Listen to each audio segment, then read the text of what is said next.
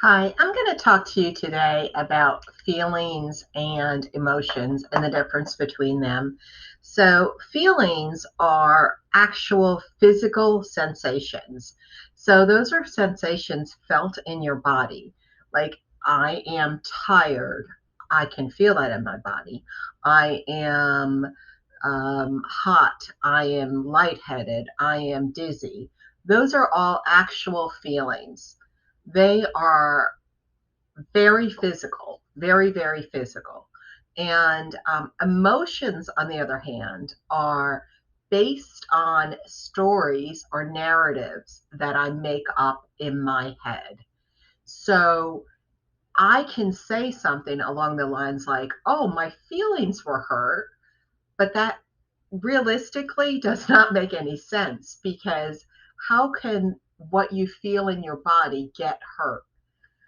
That truly is us having a shortcut to that hurt my emotions, and it hurt it so much that I almost had a physical experience because of it, or I had a physical experience because of it. Maybe you look at something on Facebook and you become enraged when you read a message on Facebook and it just gets you angry.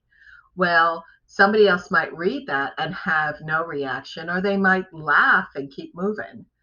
But because you've built this emotional story in your head of how the world works or how the world should work, you actually start to develop a physical reaction to it. So it's very interesting to see how that happens. People will talk about, like, oh, my feelings, when it's actually not really their feelings. Their feelings are caught, like they're brought upon by what the story is in their head. I hope that makes sense to you.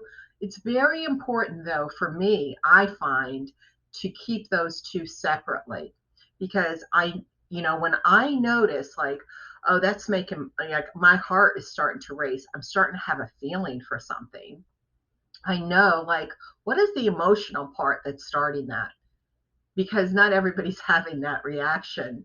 Like, so what is the emotional thing that I'm doing that's causing that feeling?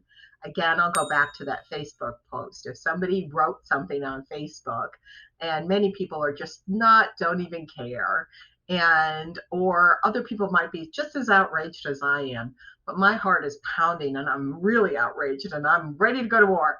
And why is that?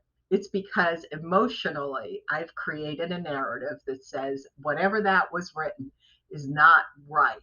And I need to fight hard against that to make the world a better place. And I need to, blah, blah, blah, blah, blah.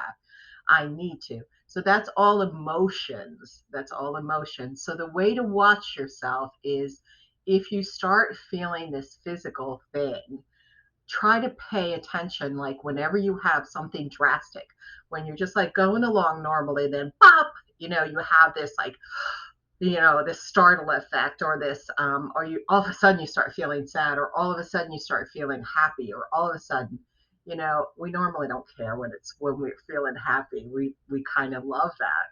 But whenever we're feeling like outraged or angry, or our heart is racing or scared, like, what is that? What is the emotion behind it? Um, One of the things that also is important in regard to this is that you can actually start to see how sometimes you can just start thinking about an emotional thing that's happening, and you'll start causing physical ailments in your body, or you'll cause physical problems. So you can start thinking about, how the world is, you see that one comment, or you see maybe more than one comment that doesn't align with your narrative. And then after a while, you think the world is so dangerous, so dangerous. And you're feeling very lost and alone, and you just want to stay home and, like, hide from that real mean world out there that just is, God knows, they're out of control. So be careful with it. Be really careful with